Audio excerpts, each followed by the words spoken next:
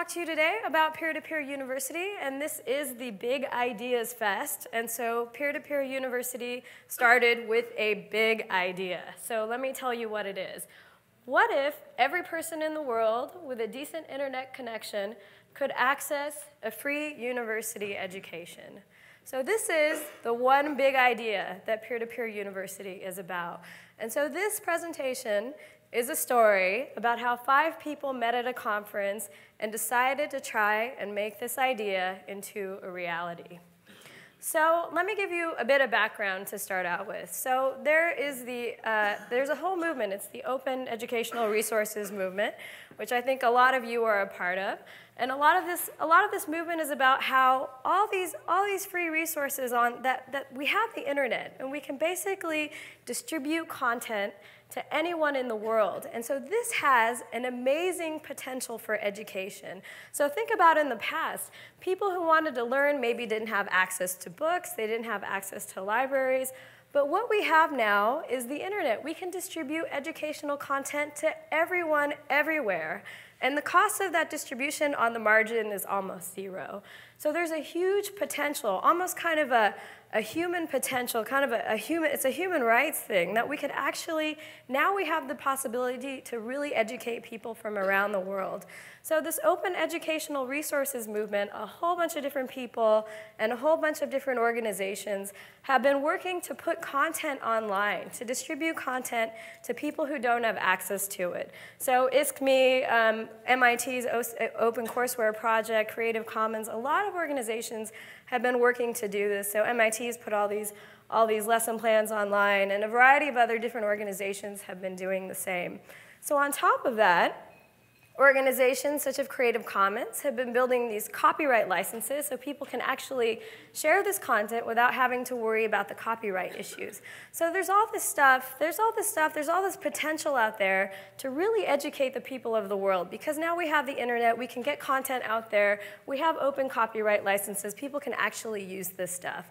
So this is sort of where the peer-to-peer university was born out of. And so basically, we're 5 people who met at a conference. So Delia Brown, Philip Schmidt, Stian Haklev, and Joel Thernstein, really from all 4 corners of the world. So Delia's living in Australia, Philip is in Cape Town, Stian is in Canada, but he's a Norwegian, and Joel's a Texan.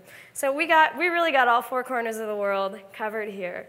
And we started talking about this open educational resources movement and what the potential of it really was. And so we said, well, it's great. We have all this content. It's all out there. People can access it. But is this enough? Is this how people really learn? Like, do people just go to the internet and download a lesson plan and learn it on their own? Is that how we learn? Like, do we go to the library and just learn physics because there are physics books there? Anybody? No, we don't. Okay, so we thought, well, what's missing? How do people actually learn? What do we need to kind of add to this formula to actually really enable learning? And so we started thinking about the different levels of what we have. So we were thinking about, well, you know, people learn in communities. There's a social aspect to learning. We have classes. We sort of interact with each other. We exchange ideas. And so there's a really important social aspect to learning that we think is important. And then we started thinking about kind of organization and deadlines. When you go to school and they tell you which classes they take, they tell you when to take them, they tell you where to take them, they give you tests. Now how many people would actually have studied in school if you didn't have exams? If you didn't have deadlines and exams and you weren't under threat of failing? Would anybody have finished school otherwise? Okay, maybe there's a small percentage of people who are really motivated, but for the rest of us, we really need a kick in the pants. And so we thought, well, you know, this is also necessary for learning. Like, we really want to learn, but in the moment it's hard. We need some kind of deadline, some kind of enforcement. I mean, that's a really bad word, but just some kind of way to commit ourselves, kind of commitment devices to get us to learn things.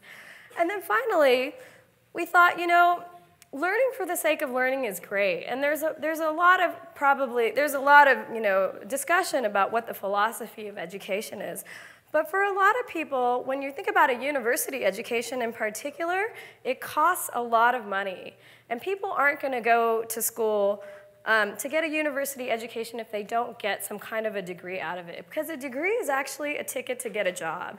it's really an economic incentive. You know, people aren't going to invest those kinds of resources to take that kind of, it's a huge opportunity cost to take that kind of time and put that kind of effort unless they can actually get a job or some kind of economic resources out of it. So we thought, well, accreditation is also important. So we thought, okay, well, there is all this stuff already, the internet, there's all this openly licensed content that the OER movement has been working diligently to put out there. There are these open copyright licenses, but how do we build the next layer? What's the next layer? It's really a social, organizational, and accreditation layer. And these are the things that a university offers, but they cost a lot of money. So is there a way that we can sort of hack this together? Like, is there a way to do this for free or almost nothing using the resources that the internet has and perhaps a group of volunteers? And so that's where we thought of this peer learning model, that people could actually learn from each other. If we could just sort of organize groups of people to learn together, organize deadlines, organize structure, some sort of process, some kind of path through content that people could go through, it would be much easier for people to learn if they had people to go through stuff with and they had some kind of accountability and some kind of organization. And so from here, the peer-to-peer university was born out of a conversation at a conference. So don't underestimate what, this process we're going through right now, because it actually, we actually might come out with some pretty amazing ideas here. So not to say that this is an amazing idea, but anyways, so the peer-to-peer university was born from this conference, from this conversation. And so this was 2 years ago at a conference in Croatia. And we spent about a year just sort of the 5 of us kind of talking about the idea, having these Skype calls. And you know, from all corners of the world, trying to manage time zones and the poor quality of Skype. But like every call, someone would get booted off, and we'd spend half the call trying to get them back on. So we'd have these calls, and we started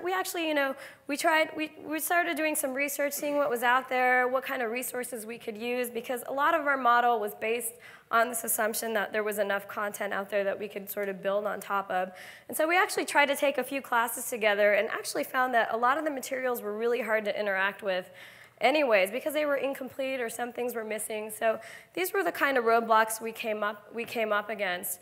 But in the last year, you know, after so much conversation, you know, this rapid fire session really is about piloting and iterating. So we just thought, well, let's just try. I mean, there's all kinds of reasons why we shouldn't do this, but let's try and see why we should do this. And so we decided to run a pilot to try this out and see if we could learn from this process. And that's really the model we've been following, is try, iterate, see what works and what doesn't work, and then try again. So we planned this pilot for the fall, just a month or 2 ago. And so in the spring, we just sort of started organizing this. And we started getting our institutional structure together. And we were lucky enough at that point to get a small grant from the Hewlett Foundation, and also to get Philip Schmidt became a Shuttleworth Fellow, so he could work on this full time. And they also gave us some funds to work with. Until then, we pretty much have been doing this. We're all volunteers.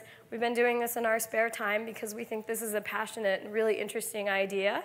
So at that point, we got a little bit of institutional help. And then we also got very lucky where we had 2 very nice articles written about us, one in the Chronicle of Higher Education and the other one in Fast Company. And so this was really interesting because at that point we had nothing. We were like 5 people who had Skype calls every once in a while, and we had these really nice articles written about us, and we're like, wow, well, this idea must be really compelling for some reason to have these great articles, and it also sort of really forced us to get out the door. But what happened after that is we started getting hundreds and hundreds of emails from all kinds of people from all over the world. People who wanted to take our classes, people who wanted to teach our classes, people who wanted to be our librarian, people who wanted to give us technology. And then we thought, wow, this is really an interesting idea. Like, so many people are interested in it. There must be something here. And so we went and we organized the pilot. We had 7 classes. We put up a website. We did this summer. And the classes are behavioral economics and decision making. I taught that class. Neuroethics, poker and strategic thinking, Some classes are very esoteric, but as I said, this was a pilot. We really wanted to do this to try and learn and see what would work and what doesn't work with this model and iterate from there. So we ran the classes in the fall. We had 227 people sign up for our classes. They came from all over the world, from Malta to Finland, people from everywhere. And so we had these people sign up for the classes, and we ran the pilot. And a lot of things worked, and a lot of things didn't work. So in some classes, people just dropped out halfway through. And in some classes, people are still going. Like, we couldn't stop them. They are still having classes, even though the official session is over. So it was really interesting to see how the model worked. We, in my class, I had some issues of having, if you want to have a synchronous class with people from around the world, it's really difficult. You're trying to deal with time zones, you're trying to deal with Skype, you're trying to deal with people's schedules. I mean, it was really challenging. But for me, I really like having the voice contact. So we did have a few calls, and we recorded them and put them online, and then other people could listen to them. So it was a really interesting process. People from around the world enjoyed the classes, and then we went. From there, we had a meeting in Berlin, and we decided to learn to kind of go through what we learned from the pilot, what went wrong and what went right, and see if we could iterate from there. And so we came up with a vision for the future. We sort of kind of figured out how to solve some of our, the smaller problems of, retention and things like that. And then we also came up with a really grand vision for what we wanted to do. And so still, like, we're kind of a ragtag group of people. We may be kind of small potatoes, but we still have this big idea that is really inspiring people. And so the vision is this, a very big vision. And we're planning on getting there iteratively, step by step. But it's to find or build a comprehensive curriculum that is as good or better than what a student might get at a traditional university. Run this curriculum using our peer learning model and enable students to have real-world skills and be global citizens. So this is the mission that we're trying to fulfill. And I'd like to leave you with a small video just of all the people who are involved. So now there's like 15 people who came to the workshop, and we're talking about their classes and what went right and what went wrong. But just to leave you with this idea that it may be kind of an impossible idea, but what is inspiring is actually what gets people to move. And in that sense, what's impossible actually might really be possible. Thank you.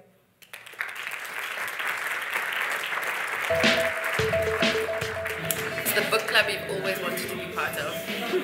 Couchsurfing for learning. I would say it's putting together learning resources for people that would really just rather learn without the cost. Learning about almost anything. I don't know. Peer production community where we're peer producing education.